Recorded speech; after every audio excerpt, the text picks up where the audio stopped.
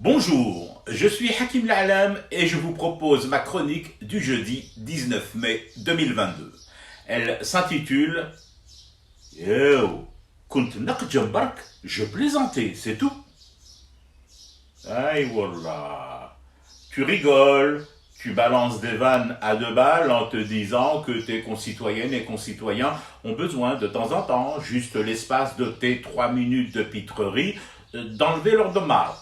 Tu forces le trait, tu caricatures, et quoi? Ce qui arrive est plus fort que tes blagues, vannes et calembours.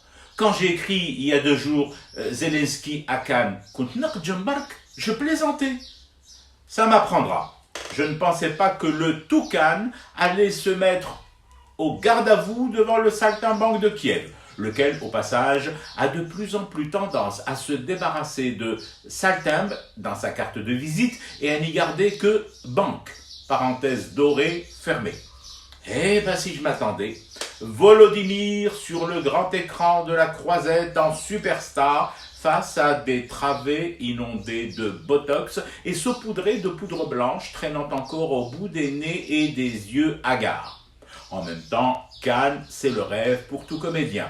Mais le rêve impossible, normalement, le fantasme pour tout acteur de série B. Et là, hop, ça se réalise pourtant. Il y est le volo.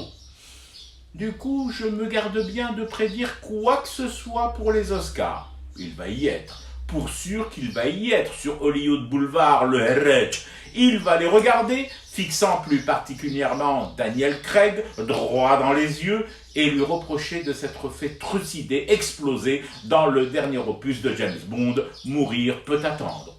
Il lui ordonnera alors, pour l'Ukraine, pour la démocratie, pour le monde libre, enfin libéré du FSB et des cloches de Moscou, de ressusciter au plus vite et de revenir dans un prochain épisode intitulé « Versez vos dons et contributions au 007 Ukrainien ».